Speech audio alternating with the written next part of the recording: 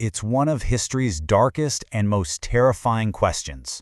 How did one man become the architect of so much death? This is the story of Adolf Hitler, a name that's become synonymous with a truly deadly legacy. Just look at this number for a second. 65 million.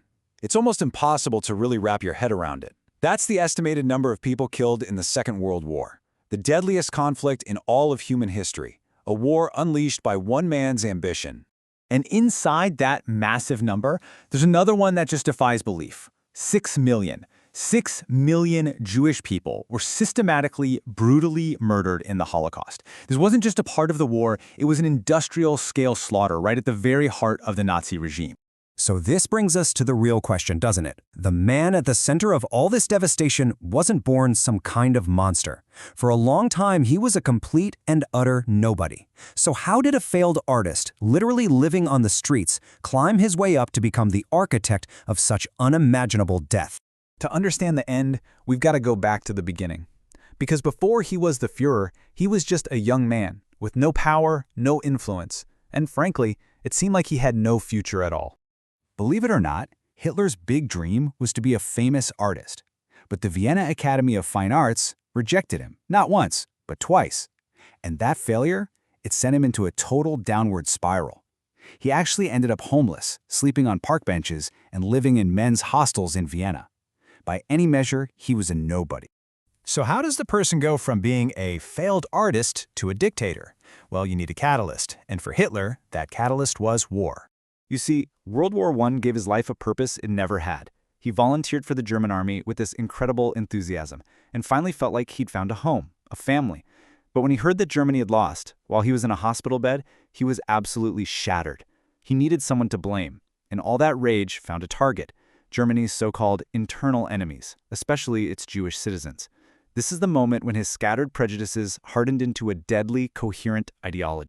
And this quote right here, it's just chilling. It's from a letter Hitler wrote way back in 1919, and it's the first documented proof we have of his genocidal thinking. That idea of removal, that wasn't just some political slogan. It was the central, deadly pillar of his entire worldview, right from the very beginning. Okay, so now he's got this hateful ideology locked in place. The next step? Gaining the power to make it all a reality. And he didn't just stumble into leadership. Oh no, it was a calculated, methodical climb. He started small, joining this tiny fringe group called the German Workers' Party, and it turned out he had a real talent for public speaking that made him their star. He even led a failed attempt to seize power by force. You might have heard of it, the Beer Hall Putsch. But here's the crazy part. He brilliantly used his trial for treason as a national stage. In prison, he wrote Mein Kampf, where he laid out all his deadly goals for the whole world to see. And it was there he made a critical decision. He was going to conquer Germany, not with force, but by using democracy against itself. And this chart shows you just how well that strategy worked. Look at 1928. The Nazis were a joke with just 3% of the vote. But then the Great Depression hit, and it absolutely crippled Germany. Hitler preyed on that desperation, promising a return to greatness, promising jobs, and by 1932, his party was the largest in the country. And then, the moment arrived. The political establishment, thinking they could somehow control him, they just handed him the keys to the country. The homeless artist from Vienna was now the most powerful man in Germany. Once he was in power, Hitler wasted zero time. He immediately started tearing down democracy and building a machine of total control. A state that was geared for one thing and one thing only: war. The speed of it all was just breathtaking. He used a fire at the Parliament building, the Reichstag, as an excuse to suspend all civil liberties. Then came the Enabling Act, which gave him total dictatorial power. All other political parties banned. The first concentration camp at Dachau opened, not for Jews, at least not at first, but for his political opponents. And finally, in the Night of the Long Knives, he had his own paramilitary leaders murdered just to secure the army's absolute loyalty. Just like that, democracy in Germany was dead. But what was all this power for? What was the end game? It really comes down to one German word: Lebensraum, or living space. This was the core of his deadly foreign policy, the belief that the German race needed to conquer Eastern Europe by force, enslaving and wiping out its population to make room. For Hitler, war wasn't a risk, it was the entire point. And that brings us to the inevitable, catastrophic result of his ideology and his power. The legacy he left behind is, well, it's written in blood. He kept testing the world, again and again. He sent troops into the Rhineland. He annexed Austria. Europe's leaders, so desperate to avoid another war, literally handed him a piece of Czechoslovakia at the Munich Agreement.